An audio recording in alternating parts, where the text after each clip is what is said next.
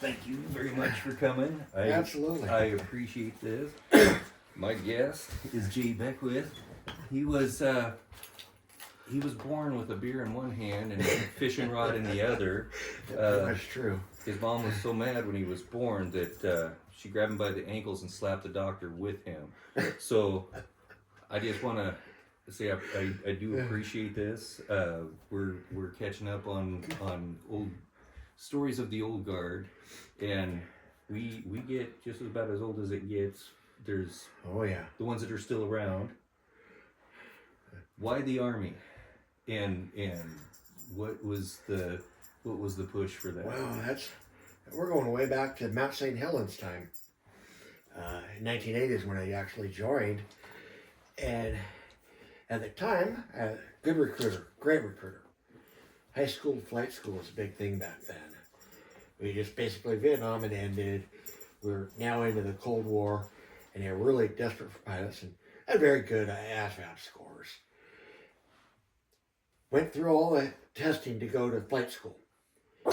Through the fast test, killed the fast test, smoked it. Went through the interview, smoked it. Went to the physical. I have no depth perception. So it's like, well, darn, there goes my flying career. Recruiter said, well, you can be a crew chief. And there I am. Here I am clearing Huey tail rotors on the eastern and western border. And supposedly I have no depth perception. Pilots that are trusting me, that I know what I'm doing. So, who knows? So that's, in a nutshell, that's why I joined. I spent quite a few years in the active, almost 8. Sergeant Major Boyer and I served together at Fort Lewis on active duty. And we also served together in the Sinai Peninsula together. So, you come into the guard, I come back into the guard. When I got out of the active, so many, I get the stories a long way. It's Norwegian breeding. But I'm in the active Army, and the only reason I got out was we volunteered to go to the Sinai. Guaranteed you're going to get a year's stability in the Army once you come back. And a year in the stateside is huge. So I got my year. A year to the day I come down on orders for Korea. Mind you, in the meantime, after I'd done the 6-month deployment to the Sinai, we made a couple trips down to El Salvador and Hondo with the active Army. Because I was active. But anyway, we made a couple trips there. So I'm not around my family during that 1 year time frame. Out of the 1 year, I think I was home for about 4 months. So I was like, okay, come down and levy orders for Korea. And I'm in one of those situations where I have one choice.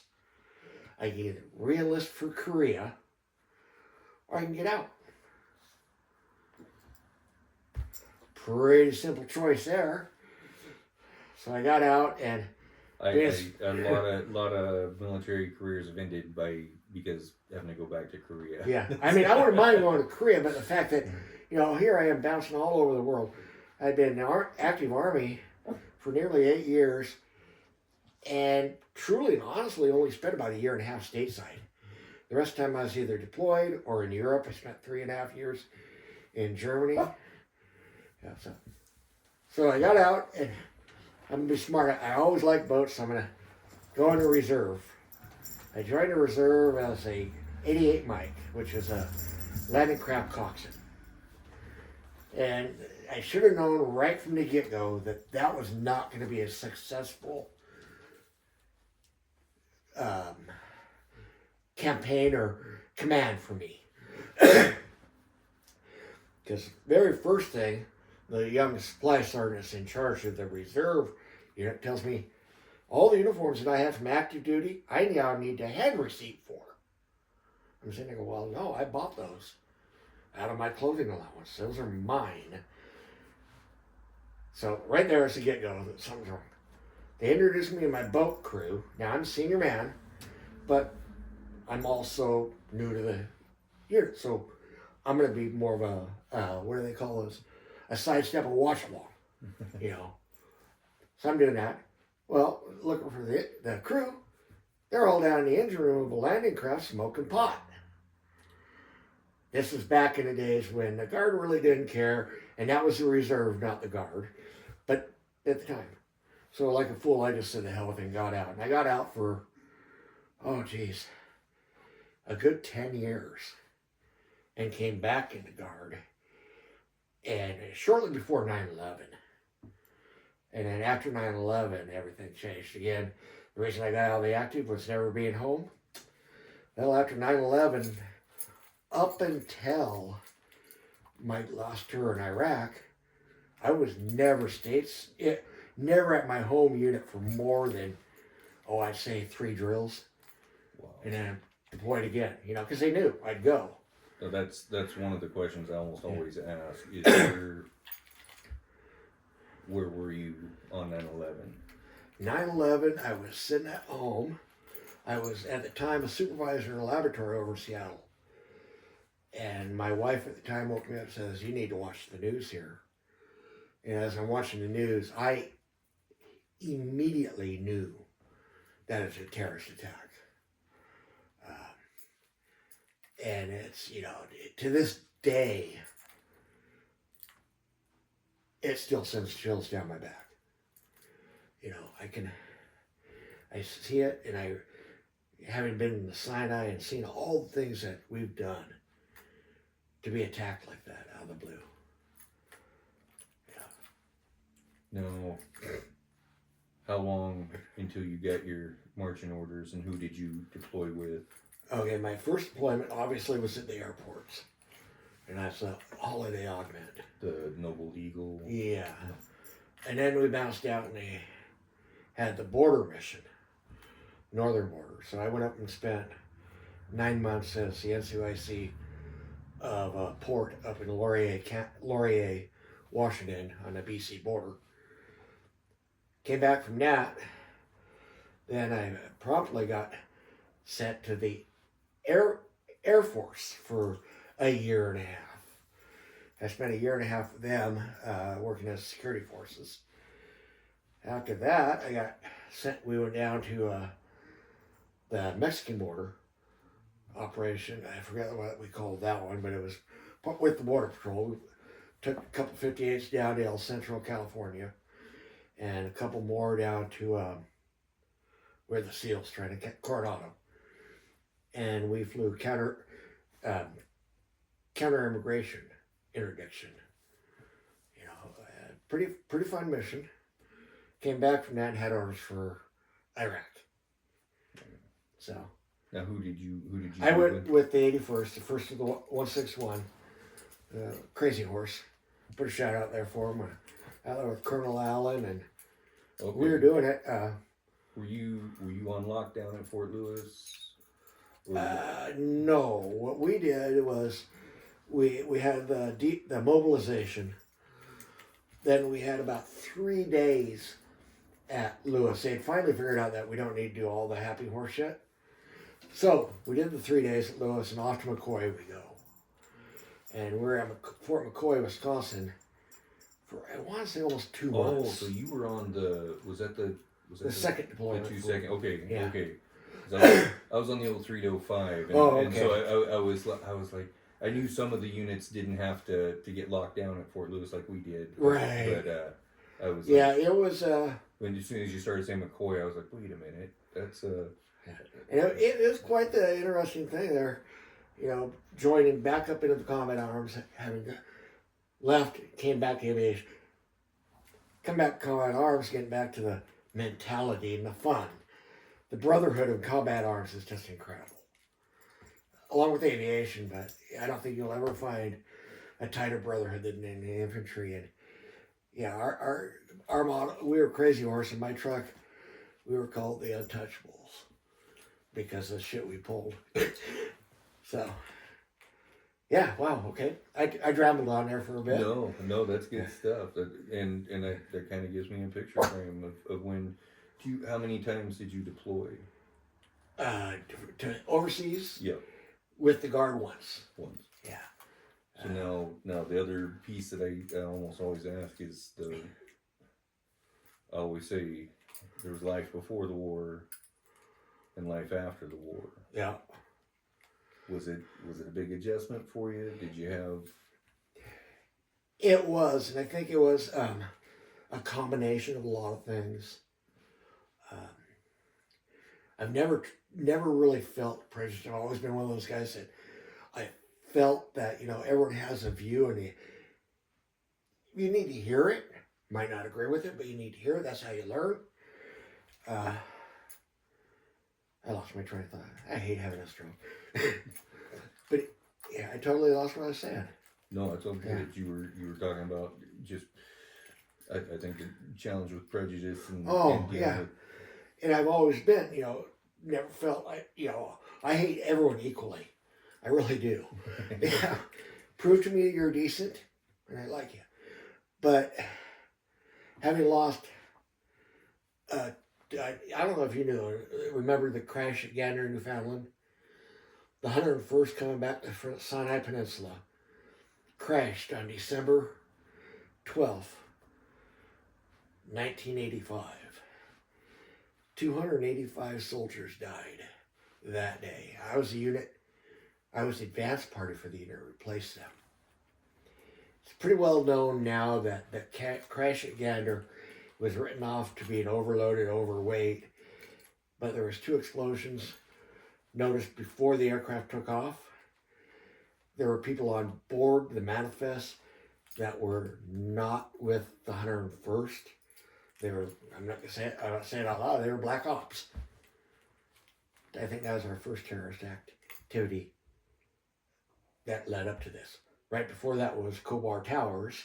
I have a good friend that was at Kobar Towers that got hurt. You know, so you start seeing the Middle Eastern people and being in the Sinai and seeing how they lived. And the stories that we tell, we built a water tower for the people in the Sinai. Not my unit, but the military. And we told them, you know, this concrete has to cure. You cannot fill it yet.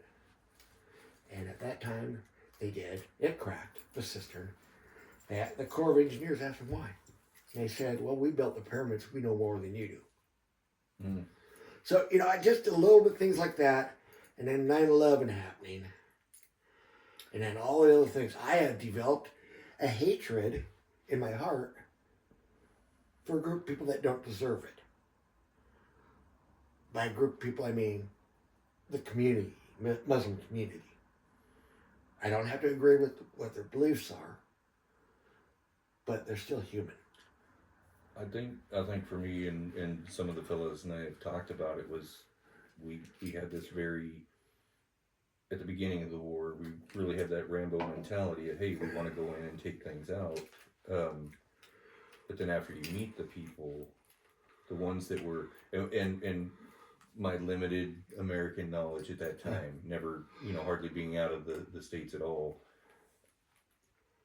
not understanding that there are so many different Muslim communities and meeting people who were leaving their families in other countries to come and work basically as slaves in Kuwait, in Iraq, Right. putting their lives on the line to make money, sometimes $1 to $5 a day or $3 a day. And I'm just like shocked at their pay scale. But for them, it was a great deal of money that they were able to send home and keep their families alive. And that's when I started breaking down in the sense of like, oh, there really is a difference here, and there really is. It's not this one great big brotherhood of, you know. I think Americans, we kind of get this view of like, well, the entire Muslim nation is trying to wipe us out, and it's like, no, they're just like us in the sense with like Catholics and Protestants. They have their groups that want to, you know, be in control and take over everything. When I look at ISIS, when I look at Al Qaeda, Taliban, the Hamas, some of these groups, and it's just such a brutal distinction compared to some of the other countries, and that's the part that's tough for me to, you know, I think for a lot of Americans, that's that tough piece to separate it. It's like, why aren't we just making everything a glass field? And when you realize it's like, oh, it's because not everybody there is trying to blow up the Twin Towers. Not everybody there is trying to take out Americans, at every opportunity. But there are these brutal groups there who live on a standard or on a level that we don't understand. We don't, Americans do not have that functioning brutality of what it takes to control. We're going to discuss and vote and all these luxuries that we take for granted. That's not how it works with some of those outfits. I mean, right. They're just so brutal in the way that they take over a community or a population. And so anyway, now my turn to ramble. Yeah. But it's like that's that part that's always hard to compartmentalize when you're dealing with different Muslim countries and nations. Yeah, and that's the hardest thing for me is that part, because my upbringing doesn't teach to hate. My upbringing on top of it was, you treat people as you want to be treated, and you follow certain tenets in life, and if you're not following those tenets, you're really just nothing.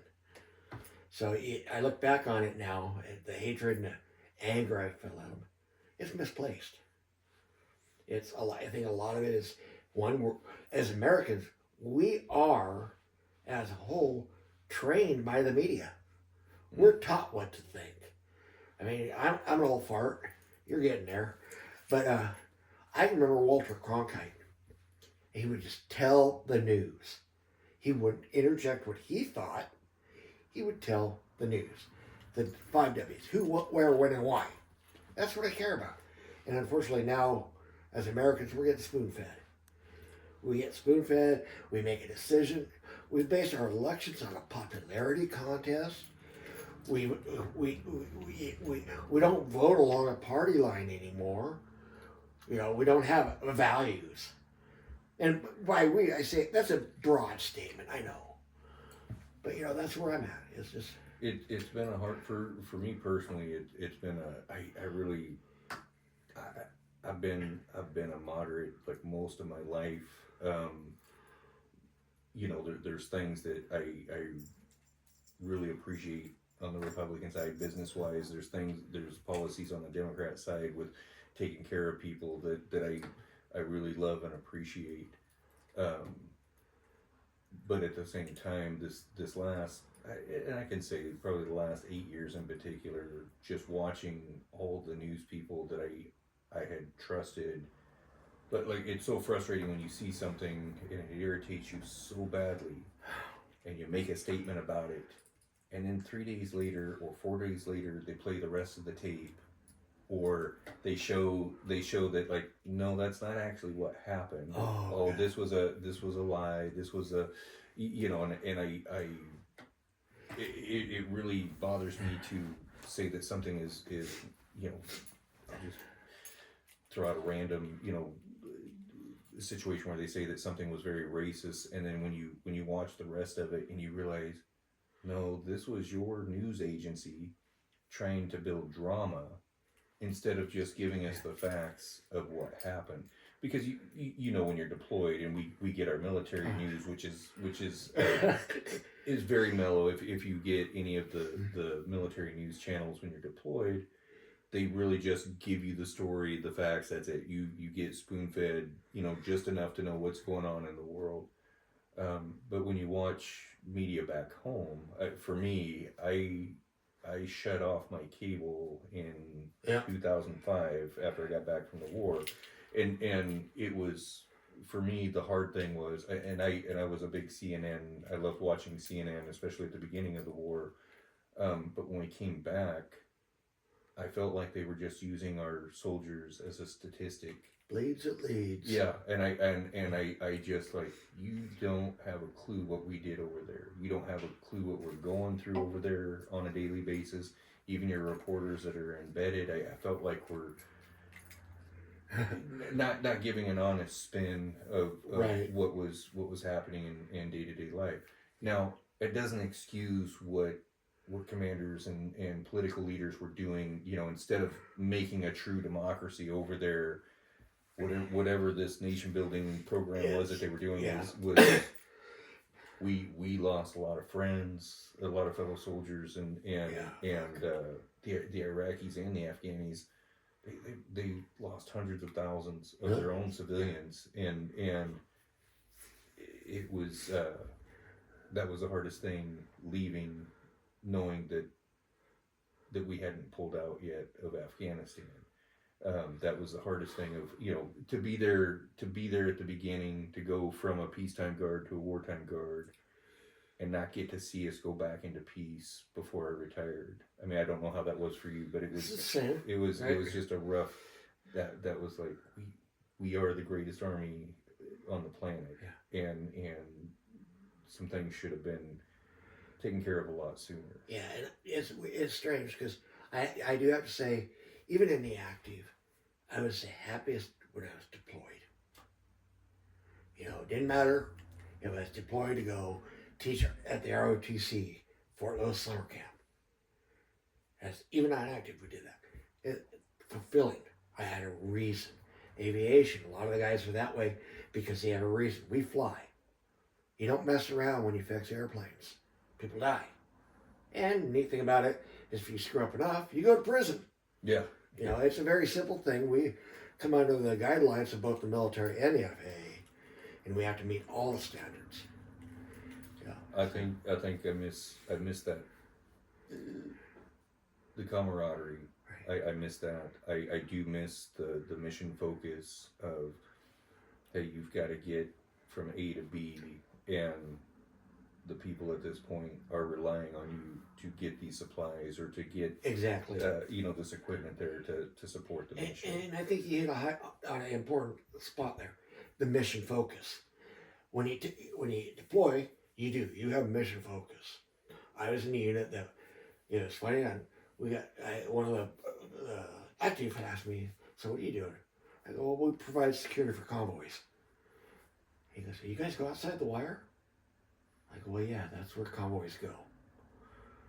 This is an active guy, and they were so out of touch with really what was going on. But you're right, mission focus, you become so focused, all the politics go out. And you know, we were talking about politics before. All the politics while you're deployed go out. Yeah.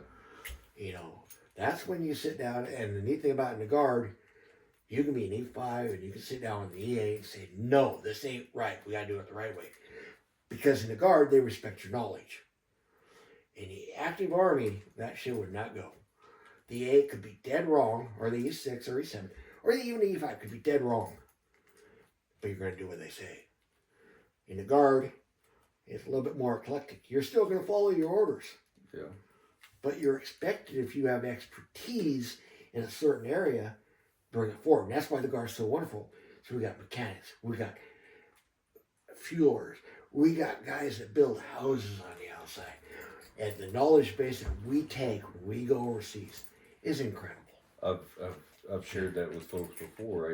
The unique thing about our units when we deploy, we're bringing guys who, their M-Day or their civilian jobs, they might be an electrician, they might be a plumber, they might be a computer genius. You know, there's a lot of carpenters. So when the Guard gets to a camp and things aren't ready or aren't set up, they have that initiative a lot of times to get things prepared in a much faster way than the bureaucratic red tape takes to get something done. And yeah, there's times where they have to remove it and restructure something, but it's always amazing what they can get done, especially when there's nothing there and they're building from scratch. Exactly. I always appreciate a good Guard unit that knows how to set up. Yeah. Plus you get I think that other piece too is it's not all just Army guys that you get. Sometimes you're going to have those guys that came from the Navy, the Air Force, or the Marine Corps. It's kind of it's a fun place to make fun of everybody and to be made fun of. And you have that dark sense of humor, and only certain people that understand live, love, toaster bath. But yeah, you brought up some good points. I'm gonna rate that down. Live, love, toaster bath. I got it. I can't. We had a commander in common. He and Colonel Braun and Major Barfoot must have gone to the same doggone Ring Knocker Academy, because they both had a saying: when you say you can't, you're saying you won't. Get the fuck out of my office. Yeah. And it's really, I mean, in a nutshell, that's leadership. I hear what you're saying, but you know what? I know you can do it. Go do it. Yeah. Colonel Braun, yeah. But I believe he got to retire before he passed. He retired before he passed away. And that was when he was still a major. I've only got 3 stories, so if I've already told you this before, I'm sorry. I lost my house in the 2007 flood, and I parceled out my kids to different cousins and friends, until we could figure out what we were going to do, because the part of Chehalis I lived in was underwater for about a week. And I was activated with our aviation unit, and Major Braun was in charge of it. You were, I believe, deployed at that time. Yeah. And he gave us a break to give us a choice, like, hey, you can come off orders, go home. And I asked him, I said, can I just go home to see what's left? And he was like, what do you mean, what's left? And I said, well, I live in Chehalis. My house was one of the houses that got flooded. And he said, oh, go, and go check out on it and come back, So went down, saw the damage, came back up. And when I came back up, he had helped gather like Safeway gift cards for me for cleaning supplies, groceries, all, I think they even had got me like some brooms and mops and things. That's like, here you learned about Hemmets, though, right? No. I'd been field artillery. I'd been with Hemmets. I'm talking about turning the fan off when you're 40. You don't remember not turning the fan off on your 40 in the water during the floods? And no, that was Jeff Kelly. It was Kelly. Was my Jeff bad. Kelly. No. In fairness, now when I was in the hospital, I had a little stroke, so every now and then I forget the important stuff. No, that story is still legend. Yeah. He forgot to turn his fan off, and they dropped the keys to the truck into the water. They had drove into a flooded area, had dropped the keys, ended up having to tow the truck out. No, I destroyed a Hemmet on what was it? Snoqualmie Pass. Nice. Yeah, I did about $180,000 damage to it. Well played. Yeah, if you're gonna do it, you need to do it big. Yeah, it's funny though. In the military, how we enjoy our fuck ups. Sorry, man. It's all good. And we do. I mean, I can remember we were mobbing up, getting ready to go to Iraq, and my platoon sergeant at the time, his rank will remain unmentioned. We were out doing a live fire, and he had already warned us if we messed up, we were going to pay. So he's in my truck. We dismount, and he proceeds to shoot the antenna off of the back of a Humvee.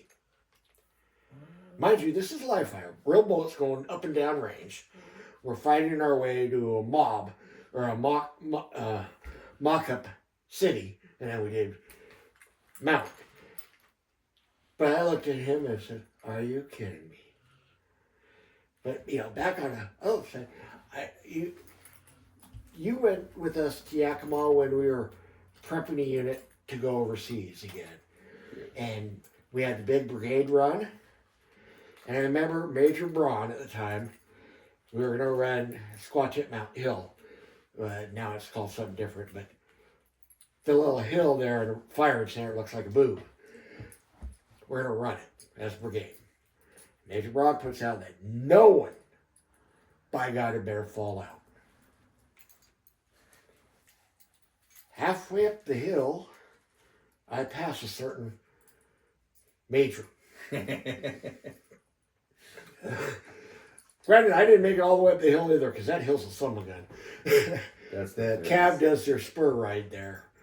That's my favorite when leadership expects it of you but can't do it himself. In fairness to Major Braun, he had one of the. It was his side stitch that got him.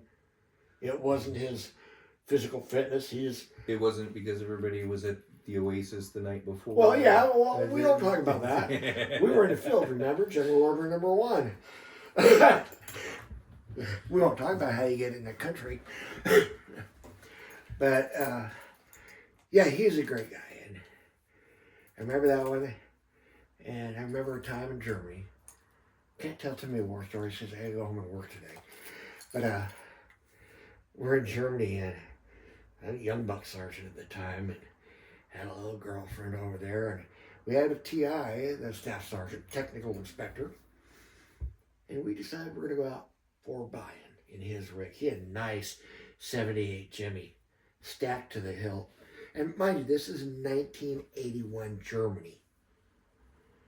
And there's a place called the Nieder River. And we went through the Nieder River, splashing, having a good old time. Mind you, we've been consuming. At the time, it used to be okay to drink and whatever. So we decided, hey, we're right by the airfield.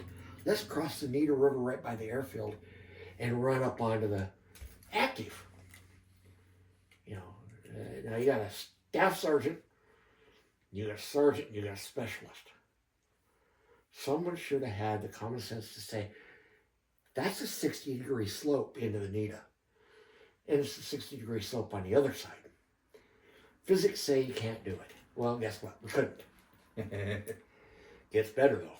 How I didn't get a court-martial or Article 15 out of this is amazing. Frimmel says, fuck it. He hops out of his truck, runs through the river, up onto the airfield, into the motor pool, steals a deuce and a half, goes through the security gate, tell him it's okay, I'm a staff sergeant, brings it over and proceeds to winch his truck out of the Nieder River. We go back, I'm driving the deuce and a half now back. That's how old I am, I'm talking deuce and a half. And the manual. Yeah.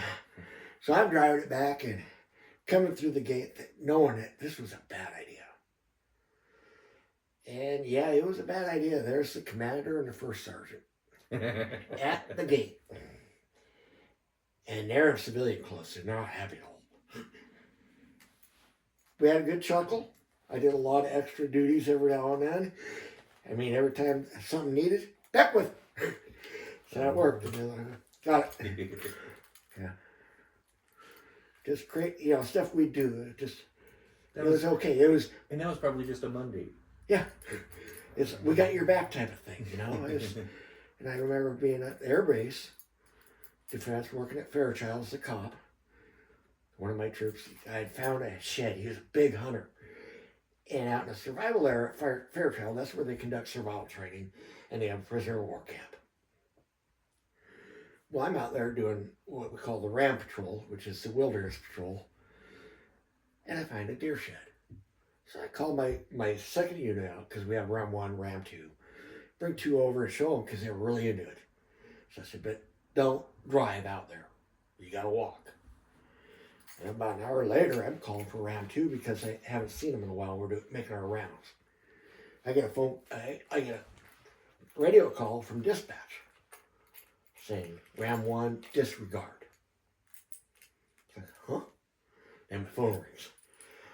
Well, Ram 2 is in a Tahoe to the plate, the mirrors in mud. Oh.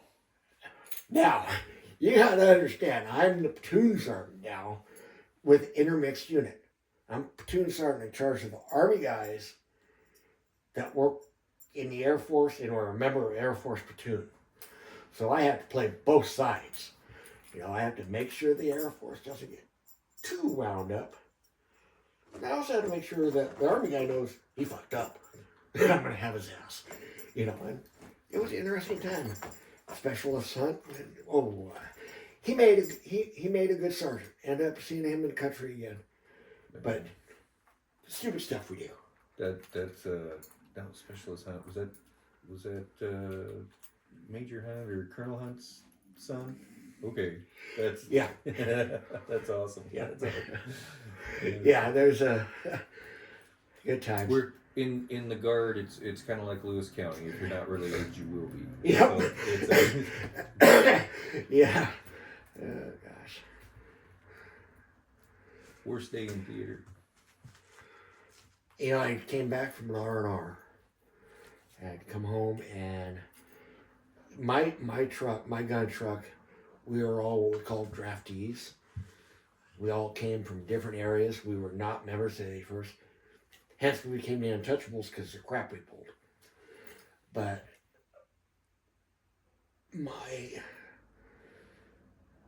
one of my teammates came up to me as I'm getting off the airplane. He goes, "Sam Stone passed away." And I, "What do you mean, Sam Stone?" He goes, "Well, you're in aviation. You know him." I go, "Yeah." And he died. He was in a rollover accident just outside the Talil, right outside by the House of Battle. They were on a convoy security and they rolled. I brought him up through the RSP program.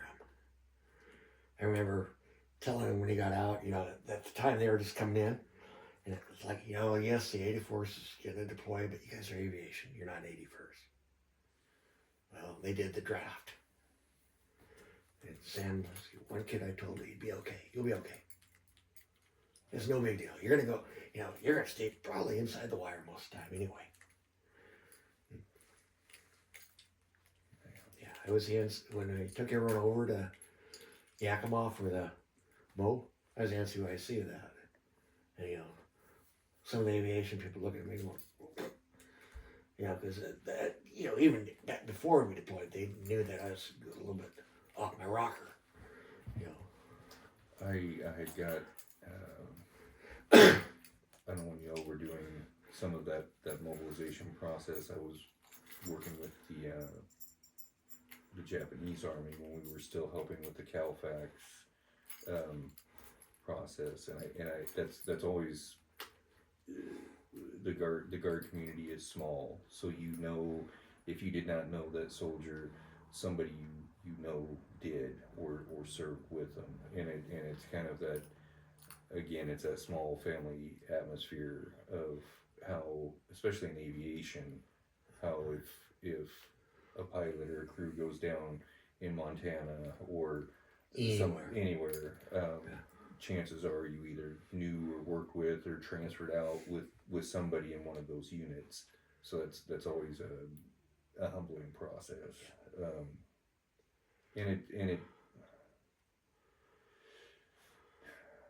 I would say it all almost always brings back the focus of the basics. I mean, as soon as something happens, you're working as hard as you can to like make sure that it doesn't happen again. Right.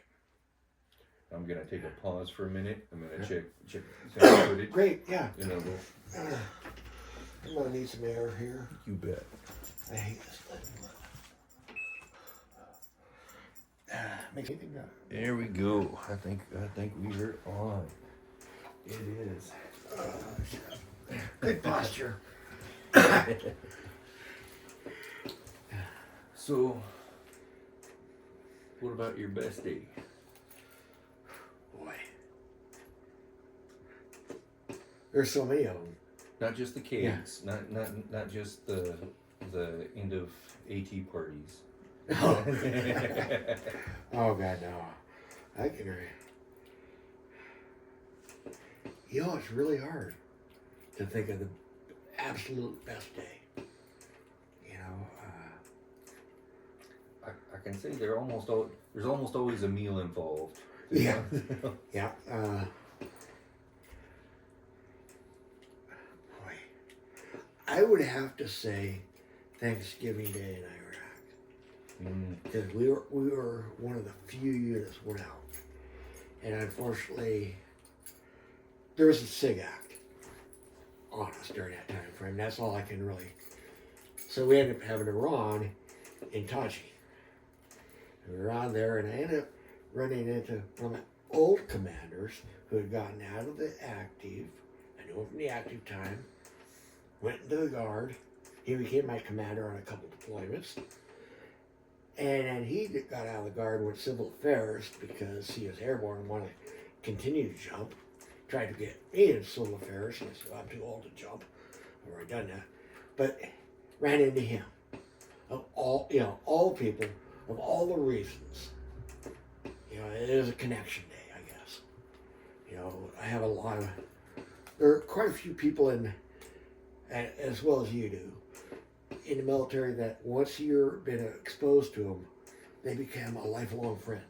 Yeah. They regardless of the structure, rank structure, or anything, they become ingrained in you. And now it's Colonel Carlson, great guy. Everyone liked him. The people in the guard hated him on deployment. And by the guard I mean his peers would always dump on him. Well, he shined. And I don't know if you were there in my retirement when I said, leaders lead. What I was trying to say, and I'm not so eloquent, is what matters most is that people are taken care of and they feel that they're valued. They may not like what you have to have them do, but they'll do anything you ask them if they feel valued. And I've been in units where you didn't feel valued, and you can see how it works. To our soldiers still in, and those who are NCOs or about to become NCOs, remember this point. Value your soldiers, lead them. You're the reason that they're going to stay or leave. There's always those peripherals that you can't. Certain toxic leadership is you can give them the moon and they're still going to leave, and rightfully so. But if you're being the best sergeant, the best leader that you can, that's how you retain good soldiers. I think that was the thing I really enjoyed about aviation when I came into it. There was definitely it was a unique. I can say relaxed. There was a more relaxed feel coming from 81st, coming from field artillery, going into aviation. I was very uncomfortable for the first few drills of like, boy, everybody's so friendly with each other. Everybody's so it definitely was like a gentleman's course. It was a big change. Going from field artillery to aviation was just a very big eye opener for me. And it needs to be that way, because in field artillery and all your combat arms, you need quick, decisive action always. And that's important. In aviation, you need just the opposite. Everyone needs to be looking at the big picture of everything going on, because if you don't look at the big picture, someone dies. It's that simple. I can't count the number of people I've lost in helicopter. I've been in 2 crashes. I can't count the number of people that I know have either crashed and died or crashed, and almost always it's because someone wasn't looking at the big picture. And that was one of my frustrations a lot of times. You remember the one AT where me and another E6 had to have a couple witnesses? Because I was going to discuss it. And I'm not afraid to stand my ground. It was, I think that advantage coming from 81st into aviation was, we definitely had a different work ethic in the sense that we're 81st, you're going to be working long hours. Yeah. Aviation, you have to take those breaks because the life of your flight crew depends on it. Yeah. But I also think I watched that challenge of when sergeants from the 81st would come into aviation. Not only would they kill that vibe, they didn't understand that the number one focus mission, those birds need to be in the air and they need to be able to do mission. Everything else, it kind of falls except ways. motor pool. Motor pool takes priority in an Army. I'm being facetious. Well, coming from the yeah. It's you know, I was amazed at how many of the aviation folks didn't know how to drive a vehicle, or didn't have a license for a vehicle. That was we spent a lot of time doing road testing for the aviation folks, but I was always amazed at their ability to, when you watch them swap out the blades on a Chinook or on a Blackhawk and just all that. I mean, that's some intricate teamwork. Yeah. That's an expensive craft, and it's also a very dangerous craft. You can't have a propeller just flopping off in the middle of a flight. You know, makes for a very rough day and a very rough landing. But even the difference in fueling, the professionalism in, when you're field artillery, it's like, hey, fill her up. When you're aviation, it's, you have to do those aqua glows, you have to do the millipores, you have to make, because when a bird goes down or crashes, the first thing that happens, they come test your fuel. And when we were at Fort Hood on the last deployment in 2015, we were at Fort Hood, and I remember when a Black Hawk went down, the first thing that happened was the range supervisor came up and said, we're shutting everything down today, have your books ready so that we can see when you did your tests what the percentages were. It was very much, you were like, you know, we knew we had fueled that bird before, but it hadn't been fueled from our point when it went down. Come to find out, it was a mechanical failure, but it was just, you're concerned. That's when you say you go to jail, you know, it's no joke. It's like, if I was negligent in my job and people lost their lives, I would go to jail for that. And so we always had that at the back of our mind. There was a different level of fueling when you go into exactly, and you know, that brings to a counter, or not a counterpoint, but a point to be made. I don't think people, even in the aviation world, the mechanics and the pilots and whatnot, I don't think they really appreciate how difficult your job really is. And it's like, it's every skill in the Army is so technical, it's hard to believe. I mean, you want to be an infantryman, you better know about techniques. Listen to this. Yeah. I mean, it's so technical. And I mean, you depend, it's strange. In the military, you depend on people in the background doing their job right. And I think that's one of the important things in leadership, is making sure that you can trust the people behind you. You know, but I have, you know, it's funny, we used to joke about the dumb grunts, you know, air assault, dope on a rope. Well, you know, air assault has nothing to do with sliding down ropes. Air assault is all about rigging to get stuff to the battlefield. And then you're going to have some fun times too. They throw that in as bonus. Air assault school is all about knots. You know, I digress again. No, because my friends from field art, I was a fueler, but 13 Bravos and 11 Bravos. The only people I make more fun of than those two MOSs are anybody that's been in the Marine Corps. Crayon eaters. Yes. Low ASVAB. Low ASVAB. Yeah. No. No, they're all the, you know what? My math scores are higher than yours, Sergeant Hill. You're right. Oh, you want that? You like the strawberry ones better? Yeah. Yeah. Oh, no, it's how do you feel about the new wave of soldiers coming in taking our place? I mean, every generation. Yeah, I've shared this before. Also, we had.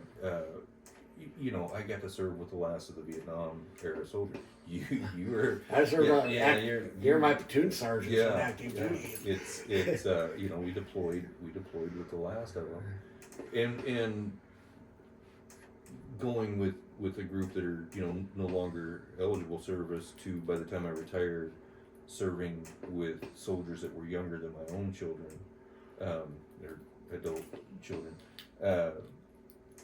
how did you feel about the quality caliber of soldier that was coming through as we were leaving? I think we have the ability to have great troops coming up through the ranks, but what we have to do is remold them. We lost track a little bit in basic, where we softened it up a little bit.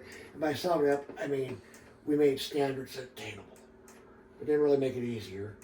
I mean, my basic was crazy. It was forever in the middle of winter in Alabama, which isn't nice at all. But when you get these kids to come in, they have lived a different life than we have. Our life experiences are different. So what we have to do is figure out what their life experiences will bring value to the military. And we need to capitalize on it. You know, because kids nowadays are not used to being told no. But if you, in true essence, no is not necessarily a bad thing to be told. Same with being to say, no, I don't want to hear that. Because then we question what's going on. We have a flow of communication. Granted, junior enlisted, you know, you're gonna mind P's and Q's. I think we're gonna be okay with the younger breed. It's gonna be a different mentality though. And the biggest thing I think I'm concerned with is, you know, growing up, you and I, we hunted, we fished, we fixed our own cars, you know, all the stuff we did.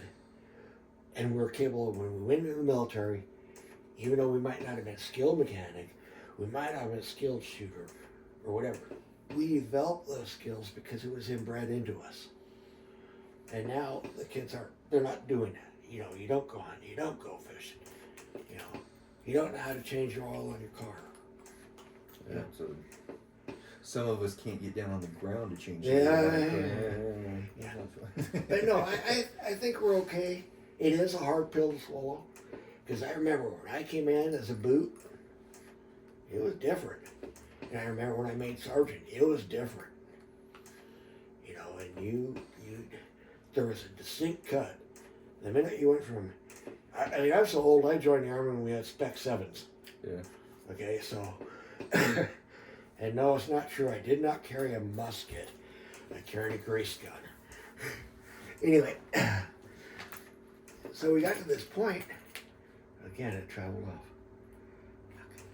No, it's all good. It's what did you have family members who had served before you? Oh, you have a history? Yes, a huge history. Wrong branch. My grandpa was in World War II, Vietnam, or Korea and Vietnam. He started out in Oriskany, flat top, as a bosun's mate, and as he aged, he ended up in Vietnam. He was like me. I went to Iraq as the old man of the platoon. He was Brown River Navy. And it's funny because, you know, we all received our decorations for doing our part. He ran 75 combat missions. I have the decoration. Everything. 75 combat missions up the Mekong Delta in a brown water Navy. Those guys were getting their ass whacked on a daily basis. His final medal was a NAVCOM with V device. We give our comms out for not farting in church. You know, but yeah, he was a 3 war. My dad was a Korean War, Navy, again. My sister was a nurse in the Army. So yeah, we got a bit of a history. Neither one of my kids joined, and now neither one of them. They're old enough now where they won't take them. That's yeah. That wild. Yeah. I got kids old enough to retire from the Army. I had one who almost joined, but wish one of them would have done it just to carry that on. But yeah, you know, my only regret was not sticking with the active and finishing that, because I would have retired at 37. I think my regret was not doing active duty first. But I came in such a unique time that I went through basic in 2000.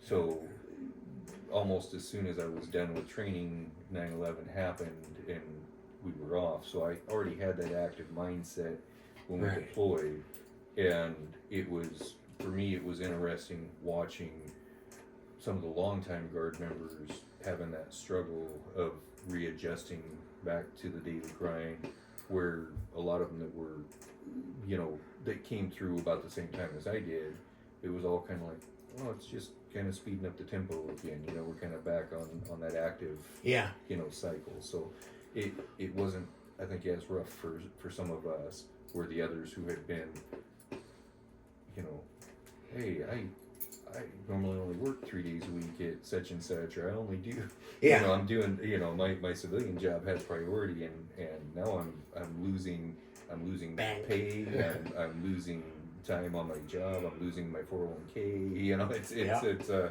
it was a rough transition for some of the fellows. And it's funny because, you know, you say you wish you'd gone active. I really, what I see is, what my experience in the Guard, and I was one of the few, nothing special, but most of the guys I've seen that came from the active component, if they had done more than one hitch, they won't last in the Guard. At least at the time when I came. So, because for me, with having two tours done, 2 hitches done, I came in and I was, you know, knife edge. It was very difficult for me not to be knife edge, especially, you know, when Hey, some that's private my Snuffy favorite comes guy. up and he says, "Hey Jay, who the fuck's Jay?" Tell you know me, let's address me by my rank. And it's funny because one of the Peter pilots, that's not nice to say about warrant officers, but one of the Peter pilots, he was walking off and he pulled his hand out of his pocket and something dropped out. So from a distance, I go, "Hey, hero, you dropped something." He gets all bent out of shape because I call him a hero. And, you know, platoon sergeant coming up, I go, "Well, I don't give a." Well, that's what they call the flights. I go, "Yeah," and I have a bunch of friends that were on a hero flight. Hero is a term, you know, it's a term of endearment, you know. I should have just said, "Well, fuck you, you left your wallet on the floor." It's a nice way of, like, with all due respect, sir, and then you drop. Yeah. Yeah. No. But no, it's just, so it's a hard transition with doing a lot of active first.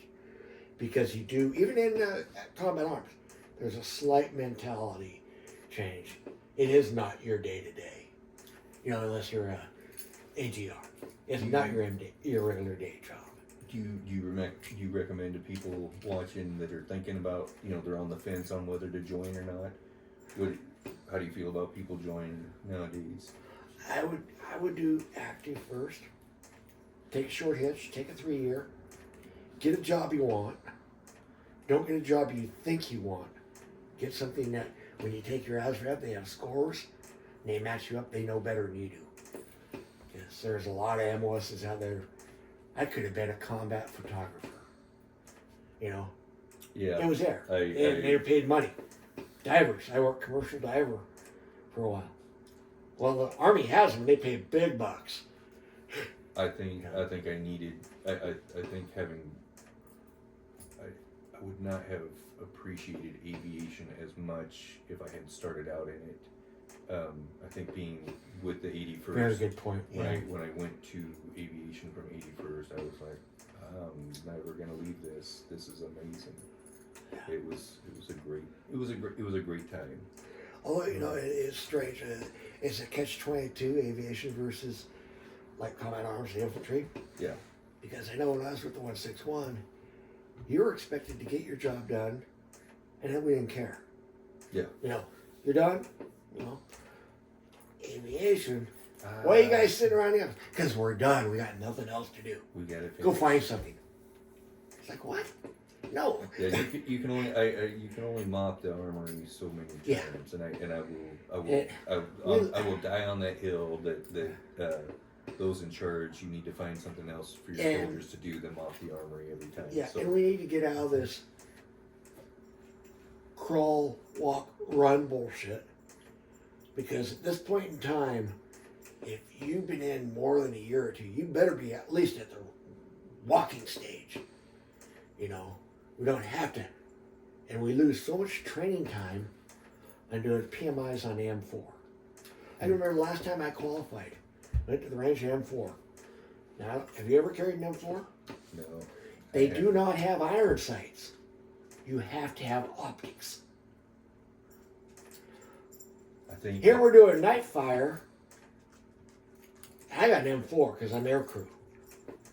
It's like, I can't see the target. You just want me to pull the trigger and make it go bang a bunch of times? And that's what they did. That was stupid. I gotta say, I gotta correct myself because I think my last time qualifying would have been like 2019, right before when I left aviation to go to 205th to the training regiment. I believe I used an M4 for the first time. I had an M16 my whole career. A long rifle. Yeah, and it was so different. There was just something about the stability of the long rifle that I did better with, but it was, the M4 definitely was a change. Just everything from, feels the same in some ways, but it's different. Believe me, it's different. And it is. And the run walk, the point I'm making is, we were training up the aviation to go back overseas, and my expertise was in convoy security. I ran the scout section. Our job was to find the IDs. Our job was to react. We knew what we were doing. We're training them up. They got us out there to Yakima, and they got people piling out on a convoy because they're under mortar attack. Last thing you do is leave your vehicle. But we're teaching them that. Well, you know, start with crawl walk. It's like, no, that's how you're going to get people killed. Mm-hmm. Because it's muscle memory. The minute a round starts landing, they start, you know, getting down, proling out. No. In a vehicle, you got to do the mortar dance. You know, back and forth, back and forth. Don't let them zero in on you. You know. No, a lot of the fellas that I was rear dead on the second deployment, on the 08 deployment, and a lot of the soldiers that I had been on the first deployment with that were going on the second one told me that it was more of the mission they had wished we had on the first round, because it was a lot of convoy security, the things that we trained for, and they were actually doing a lot of Key West and Mosul. A lot of it was where a lot of the 2146 were at. We covered from Scania all the way up to Mosul. And how frustrated were you? Because it felt like almost as soon as our boys came home, and girls, but almost as soon as they came home, ISIS took that whole region over, like in a matter of months. I mean, it just, again, our people had it held, did a great, great job. Being devil's advocate here, I'm trying to stay out of the politics of it. But we've not learned our lesson in 3 conflicts. Vietnam, we told them we're leaving. We told them in advance we were leaving. We told them in Iraq in advance we're leaving. We told the Afghanis we're leaving. So what do you do if you're a terrorist? You wait. You hold your breath and wait for the weakest moment. You don't announce your plan. Christ, we get in trouble going on social media and talking about a possible what we're doing at the range today. But here they're putting it out to our enemies with our battle plans. That's the problem I have. You know, and that's, I think, you know, you go all the way back to how'd you feel when you came back? A lot of anger. A lot of anger, because you've seen what we were doing. You've seen what we could do. And you watch it unfold, and it's like, you fuckers, you did. We got used. That's all we were. We were fodder for money. That we were used. I will share I think the most frustrating thing is, do did you just waste all of our lives, our times, our effort? How many of us died there? How many have died at home? How many lives have been destroyed? Yeah, just and for what? You know, did I support the war machine? You know, and this is as political as I'll get. Yeah. It's like those lives meant something. Those families are never, still however many years later, Yeah. they're not the same because their mom or their dad are no longer with us, and it's that balance of I'm proud to have served. I'm proud to serve my country. If something came up and they said, "Hey, even with your new hip, we'll take you," you know, hey, I'm there. Oh, I hear you. But it's real tough to have that shiny persona and not give that truth of, look here, you're going to serve with some of the greatest people, you're going to make some of the greatest friends that you ever had in life, but understand that overall mission may not align with what you've been taught growing Exactly. up. Yeah. And that, I think that's that hard piece to reconcile. Yeah. I know one of the hardest things for me that, you know, when I have my moments, it's never negative, because I made a decision and something happened to someone I was leading. And it's weird because it comes back. I remember the boys crashing at Newfoundland. Talking to them, they're getting ready to leave. They're showing me all the presents they're buying their families from the Middle East and taking them home for Christmas. And they crash and get notified of that. The way they notify us is they came on a bus, as we go from Ras Nasrani to Sharm el Sheikh on buses back and forth between the work calls. They come on a bus, say, yeah, the boys from the 101st, they crashed today, no survivors. Work calls at 7 tomorrow. Yeah. You know, now, you know, I get it. People die, I get it. But to take all that in, and then to understand, you know, having been an NCO, you know what's going on back home. Families are waiting in a gymnasium. I hated that. You know, and then, you know, just the deaths that bother me. Coming back from the Sinai, we had suicide, one of our technical inspectors. We're out on, in the Army they give you, it's like a RR leave, but it's like the PDR leave, PDA leave, post-deployment relief. It's like that, but they don't call that. They just come back in 40 days. Get a phone call, sorry about it, you gotta come in, person's dead. You know, that one wasn't on me. You know, maybe I should have picked up on it, but he was my senior. Jason Bogar. Guardsman that should have won the Medal of Honor. He was a guardsman, and my meeting with Jason was we were deployed to the air base again. At the time, the guard was still building up, and you know how supply worked. If you got it, you got it. If you didn't, you didn't. You know, deal with it. You know, and it's cold. We're moving up to go to Spokane winter. Freezing our ass off on Camp Murray. We're at CIF getting dropped. The kid's got his balaka on. One of the sergeants come over and just reams him for having his balaka on. And they're like, what? Okay, we're standing in line, granted, yeah, it's not. But he's trying to stay warm. And I go up to the staff and I go, what's this all about? He's just trying to stay warm. He doesn't have the proper equipment. He's in line to get the proper equipment. You know, and unfortunately it was one of the always guard NCO. Not saying anything negative about it, but I had forgotten, you know, the leader part. You know, take care of your troops first. So anyway, Jason and I got to be friends because I stood up for him. And he was in a different platoon when we were at the airbase. He came up to me one day and talking. He goes, well, you know, I don't know what to do, sir. Because it's funny because he had on his back, he had his name tattooed in big letters. And we're moving up, and being the politically incorrect type person I am. I said, Bogart, you got your name on your back, sir, when they're fucking you in the ass, they know. I go, that's why the Navy shows it on their back pocket. But anyway, that was my him. But he came and talked to me one day. He goes, I think I'm going to go active. I go, I really think it's a good idea. You know, he goes, well, I got to go. I'm going with 81st. He goes, well, yeah, I think I'm going to go active. I go, great. The kid went to Iraq, got out, went active.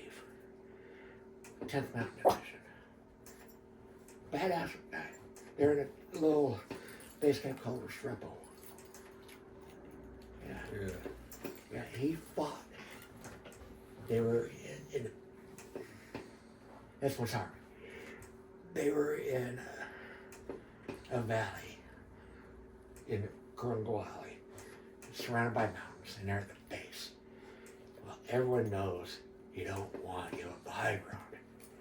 That's where they were, and they got attacked. A complex ambush attack where mortars, RPGs, heavy machine guns, and they fought to the bitter last one. Jason died with a machine gun in his hand.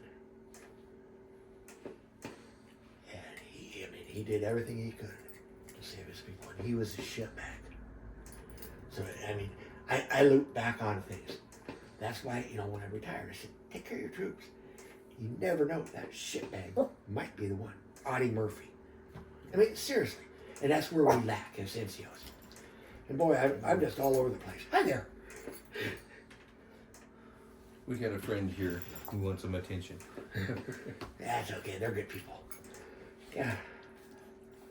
No, Sometimes that's it's a weird struggle, No, thank you for sharing his story. That's again another one of our soldiers who doesn't. I think there's several of our people who don't have their story told or shared or remembered. And especially we're gonna at the filming of this, I hope to have this posted for Memorial Day. But between us, we've lost a fair share of friends since we've been home. And I think for me that's the hardest part is we didn't lose most of our people over there. We lost them when we got home. Yeah. And it's always, we've had a couple of them shot. We've had several with suicides and some with reckless behavior. But it's I'm going to put a pause on this, and we're going to take care of little man here. Oh, you might have to go potty. That's it. We're not gonna hold hands. We're not gonna hold hands. No. It's only gay if you're not in the infantry. Yeah. Spooning is okay. Yes. Never been cold, have you? So, one of my big questions, probably one of the last questions. Would you do it again? Why or why not? In a heartbeat. And it's gonna sound very cliche, but with all the loss, with everything, with everything you've lost in it, with everything that's happened. The thing is, one, I'm blessed now because I know what my Creator has in mind for me. I'm no longer afraid of death at all. I've come to grips with that. But I love my country so much, I would do anything. And they've taken care of me. People say, well, the VA this, the VA that. My experience is, yes, some things are a little bit slower. But have you tried to get a doctor appointment on the outside? It's nearly impossible if they're even taking patients. So, that throws the VA thing out. And they've taken care of me. I'm lucky to be alive. Very lucky. And I'd do it all over again. It's a strange way of thinking, because I look back at my life, 3 marriages.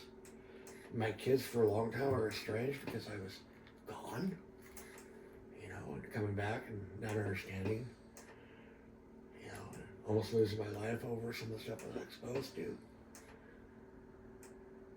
But the knowledge I have gained and the understanding And it's not like I'm some wizard, but the understanding of how the world works.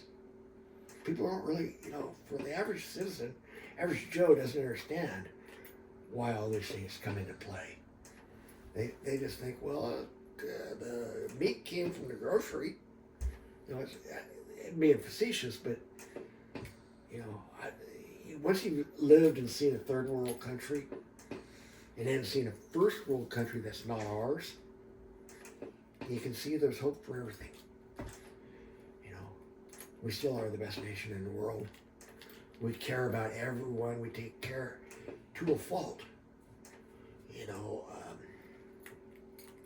Bible tells us that we must be generous, but it also tells us to take care of ourselves first. And that's where I'm on a soapbox, but I think that's where we as Americans have lost our focus. It's important to take care of as much as we can, but we have to take care of ourselves first, because we're in a position now worldwide where if they call in the debts, it might be ugly. Did you have faith when you deployed? Yes. I have a different faith. I follow a Norse beliefs. I follow what we call 9 noble virtues. If you look at them and compare them with the 10 Commandments, it's dead on without the guilt. Okay. No, seriously. Yeah. My beliefs, you have it out. We're human. We get screwed up. One of the hardest things I ever had to say was when I was raised Catholic. I was an altar boy of all things. Hard to believe with my attitude, huh? But anyway, one of the things when talking to the priest one time, I said, we believe in the Catholic Church, we're the one church, the only church. Okay, and that's part of the sacrament that we say. I go, but we also say if on your deathbed you are contrite and ask forgiveness, you will be given forgiveness. It's a promise God made. It's a promise Jesus made. He died on the cross for us. So, you look at it like that, we're all human, It's okay to be human. I digress a lot, I know. No, Yeah, good yes. to hear. Yeah, I get into my mind and it's crazy. No, I can definitely say that my faith is spotty at best over the years. There's times where it's been more concentrated than others, and I will say it was not a foxhole, but a situation where I thought I was going to have to shoot somebody, take somebody's life. That I can say that my faith really increased at that moment.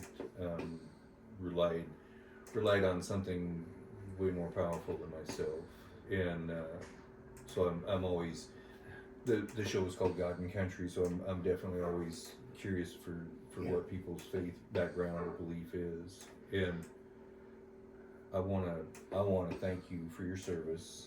It's a pleasure. It was a pleasure to serve the country.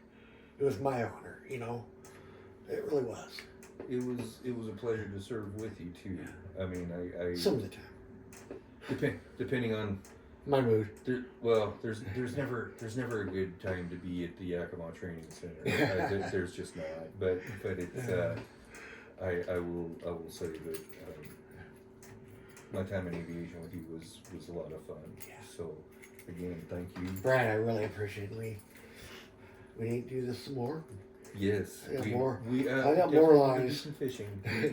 We need some fishing tales next Hey, time. you know what today is? It's the second day of the shrimp opener. That's why everybody's down at Seabeck right now. Right. And Okay. Yep. I was gonna go this week, and a few things came into play where it couldn't. So this works out better. You get go, shrimping. If you do shrimping, it's the most expensive hobby in the world. It'll cost you about $1,000 for about 80 shrimp. Wow. By the time you get the fuel, the moorage, because mortgage around here, you got to do 6 months, or you're not getting a mortgage. Wow. So that's my boat is $1,000 right there. And then fuel, pots are I got $5,000 wrapped up in gear. So it's a fun hobby. Well, I'll pitch in a few bucks for Oh for God, fuel. no! I would. It's against the law to accept, and I wouldn't. No. Thank you. Yeah, you know, I'm in a position now where one of the things that you got that is